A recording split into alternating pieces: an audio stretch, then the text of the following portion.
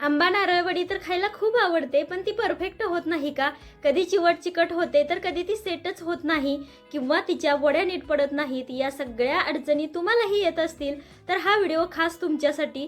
नमस्कार मंडळी, आंबा स्पेशल सिरीजच्या 7व्या भागात आज आपण बनवतोय अजिबात चिवट चिकट न होणारी खुटखुटीत आणि 7 ते 8 दिवस आरामात टिकणारी आंबा नारळ वडी.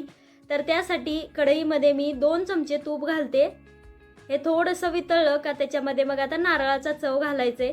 एका मोठ्या नारळाचं खोबरं काढून घेतलं मी आणि त्याची जी मागची काळी बाजू असते ती काढून टाकली आणि बारीक बारीक काप करून मी मिक्सरला फिरवून घेतले. जर इथे खिसून घेतलं तरीही चालतं, पण खिसून घेण्यापेक्षा हे मिक्सरमधून काढणं खूप सोपं पडतं आणि वेळही वाचतो आणि तसा चवीमध्ये जास्त काही फरक पडत नाही. त्यामुळे मिक्सरमधून काढून घेतलं तरीही चालेल.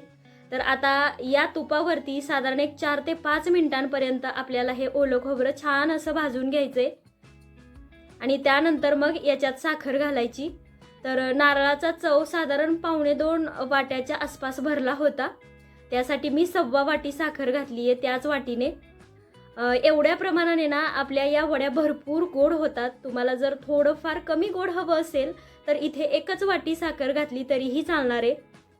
तर बघा, यामध्ये साखर घातल्यानंतर मंद गॅसवरतीच आपल्याला हे सतत असं हलवत राहायचे, जेणेकरून सगळी साखर या खोबऱ्यामध्ये वितळली गेली पाहिजे. खोबऱ्यामध्ये साखर घातल्यानंतर साधारण 10 ते 12 मिनिटांपर्यंत मी ते सतत हलवत शिजवून घेतलं आणि आता या स्टेजला याच्यामध्ये पाव वाटी मिल्क पावडर घातली आहे. परत एकदा हे छान असं परतून घ्यायचं. तर याच्यामध्ये आता मिल्क पावडर घातल्यामुळे हे थोडंसं असं जास्त घट्टसर दिसायला लागतं, पण लगेचच याच्यामध्ये आंब्याचा पल्प घालायचा नाही. ही मिल्क पावडर व्यवस्थितरित्या या खोबऱ्याच्या मिश्रणामध्ये मिक्स झाली पाहिजे, नाहीतर मग त्याच्यामध्ये गुठळ्या राहतात. एकदा का ही व्यवस्थितरित्या मिक्स झाली का मग याच्यामध्ये आपल्याला आंब्याचा गर घालायचे. तर इथे बघा 1 वाटी इतका हा आंब्याचा गर मी घातलाय आणि मी केशर आंबा वापरलाय.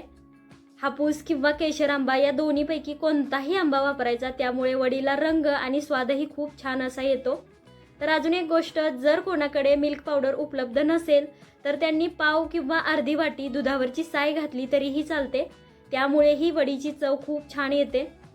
तर बघा, आंब्याचा गर घातल्यानंतर परत एकदा हे मिश्रण थोडंसं पातळ झालेलं आहे. आता आपल्याला हे घट्ट होईपर्यंत शिजवून घ्यायचे. आणि आंब्याचा गर असा उशिरा घालण्याचं कारण म्हणजे आंब्याची जी नैसर्गिक चव आणि त्याचा सुगंध असतो तो या वडीमध्ये टिकून राहावा. जर आधीच साखर घालायच्या वेळेस आंब्याचा गर त्यामध्ये घातला तर शिजून शिजून आंब्याचा स्वाद पूर्णपणे कमी होऊन जातो आणि रंगही बदलतो, त्यामुळे मग असं शेवटी घालायचे. खोबऱ्याच्या मिश्रणामध्ये आंब्याचा गर घातल्यानंतरही आपल्याला हे छान असं शिजवून घ्यायचे, अजिबात कच्चं राहू द्यायचं नाही. आता इथे तुम्हाला दिसतच असेल की हे छान जमून यायला सुरुवात झाली आहे.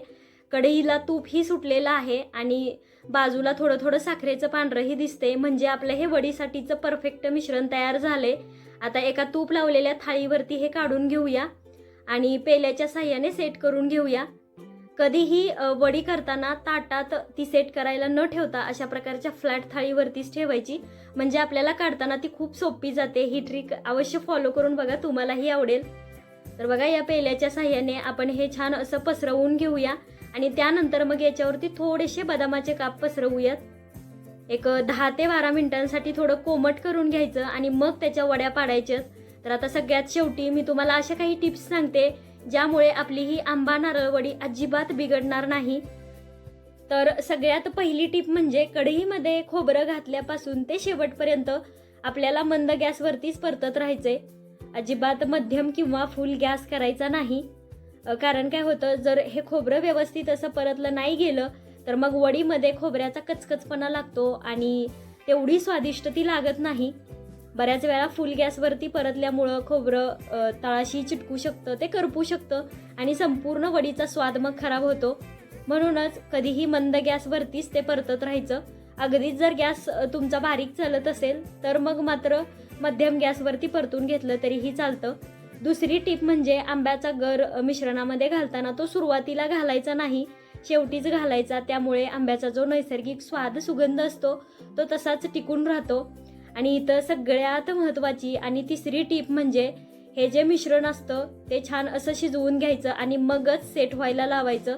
जर कच्चं असताना ते सेट करायला घेतलं तर मग त्याची वडी सेट होत नाही, व्यवस्थितरित्या निघतही नाही आणि मग ते चिवट चिकट बनतं.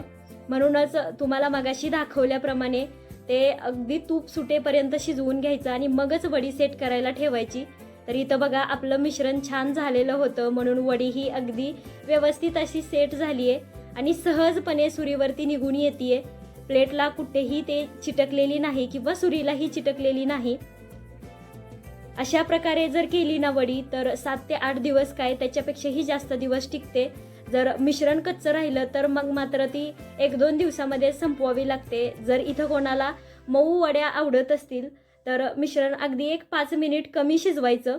म्हणजे आपल्याला सगळं शिजवून घ्यायला साधारण 40 मिनिटे लागली होती, तर 40 मिनिटं न शिजवता 30 ते 35 मिनिटापर्यंत शिजवायचं, म्हणजे त्या वड्या मऊ होतात.